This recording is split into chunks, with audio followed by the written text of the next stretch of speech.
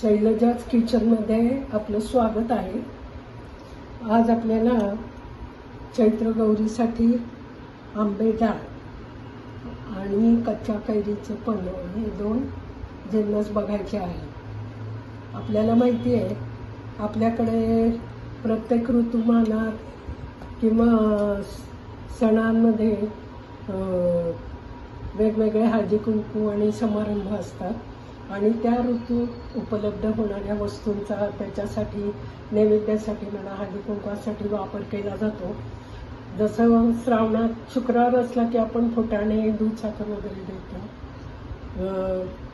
नंतर नवरात्रात हळदी कुंकू असलं ललिता पंचमी की आपण काकडीची फोड भिजलेली हरभरा डाळ देतो. तसंच संक्रांत म्हटली की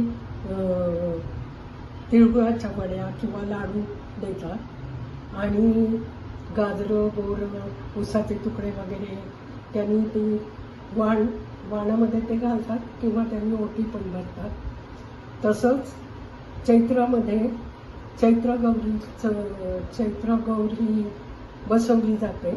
हा सण महिनाभर असतो आणि त्या महिन्यामध्ये वेगवेगळे गोड पदार्थ तसंच तिखट पदार्थ ते करून देवीला नैवेद्य दाखवला जातो. आणि या सीझनमध्ये आंबे सुरू होतात. कलिंगड खरबूज असतात. हळदी कुंकवाच्या वेळेला ते पण कापून मांडलं जातं गौरीची सजावट करताना. आणि त्याच आंब्याचा किंवा कैरीचा ते उपयोग करून आज आपल्याला ही आंबे डाळ करायची आहे. त्याचं साहित्य आता मी तुम्हाला सांगते. या आंबे डाळीचं साहित्य 1 वाटी डाळ, आपण या वाटीने साधारण 1 वाटी डाळ ही 4 तास पाण्यात भिजवलेली आहे.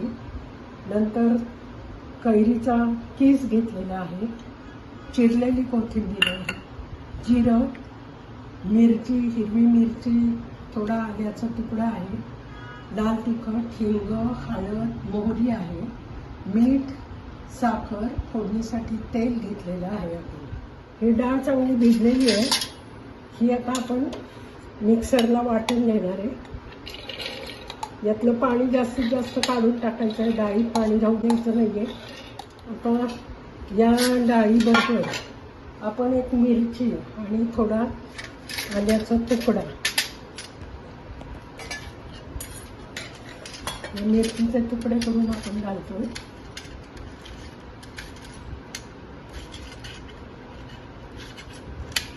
तुम्हाला वाटेल एवढ्या मोठ्या डाळीला एकच मिरची घेतलेली आहे, पण याला नंतर आपल्याला चवीसाठी आणि खमंगपणासाठी लाल तिखटाची फोडणी द्यायची.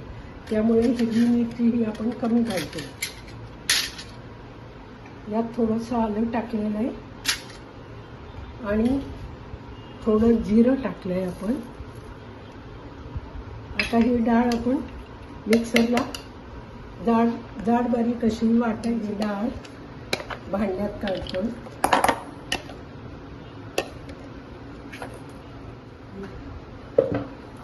डाळ भांड्यात काढून घेतलेली आहे.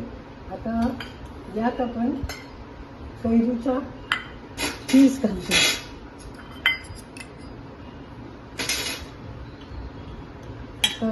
ही कैरी कमी आंबट आहे, त्यामुळे हा कीस जरा आपल्याला जास्त घालायला लागेल.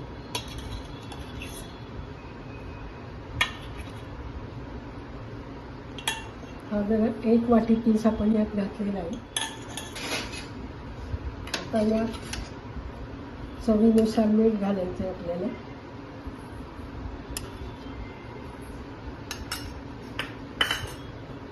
साखर घालायची, कोथिंबीर घालायची आपल्याला. आता या डाळीसाठी फोडणी करायची. छोटी कढई आहे, त्या कढईच्या साधारण पावभाग आपण ते तेल घेतलेलं आहे. साधारण त्या डाळीच्या चमच्याने 3 ते 4 चमचे तेल त्यात घातलेलं आहे फोडणीसाठी. आपण हे तेल तापत आलेलं आहे. त्यात आता आपण मोहरी टाकणार आहे.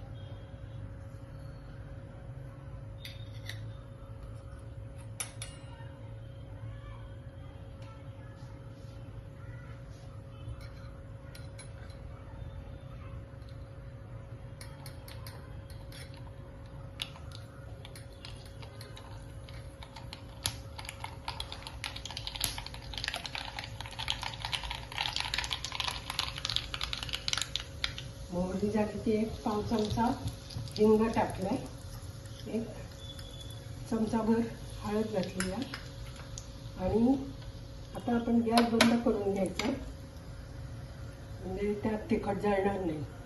आणि या चमच्याने आपण 1-2 चमचे तिखट घातलेलं आहे आणि ही फोडणी आता या डाळीवर आपण ओतलेली फोडणी. या डाळीला नुसतं हिरवी मिरची, आलं, मीठ, साखर, कोथिंबीर असं घालून कालवलं, फोडणी नाही घातली तरी सुद्धा चालू शकतं, पण एक प्रकारचा खमंगपणा त्यासाठी आपण ही फोडणी दिलेली आहे. ही थोडीशी राहिली कोथिंबीर मी याच्यावर घातली आता. अशा रीतीने ही आंबे डाळ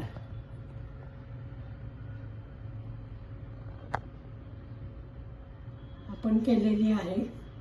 तरी सर्वांना आवडल्यास जरूर व्हिडिओ बघून लाईक, शेअर करा, सबस्क्राईब करा आणि आमचे आलेले नवीन व्हिडिओ पाहत राहा.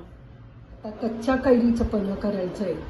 त्यासाठी या पातेल्यात 3 ग्लास आपण माठातलं पाणी घेतलेलं आहे. यात फ्रीजचं पाणी घेतलेलं नाही आहे. माठातलं पाणी तब्येतीला चांगलं असतं, त्यामुळे त्याचाच वापर करायचा. यात आता आपण कैरीचा कीस घालतो.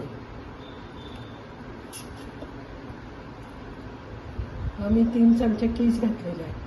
आता हा कीस या पाण्यात नुसतं हलवून गाळून घातलं तर त्याची चव त्यात उतरणार नाही, त्यामुळे हा कीस यात चोळायचा आहे. कैरी उकडून ठेवलेली नसेल, भाजून ठेवलेली नसेल किंवा ते पन्ह करून ठेवलेलं नसेल तर आयत्या वेळेला हे पन्ह पटकन करता येतं. आता आपण कीस यातला चोळून पिळून बाहेर काढलेला आहे. यात आता चवीनुसार मीठ घालायचं आहे,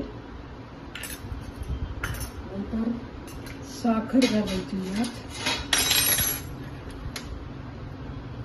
साधारण 3 ग्लास पाणी आणि कैरी जरा आंबट असते, त्यामुळे आपण 5-6 चमचे 6 चमचे तरी साखर घालणार आहे.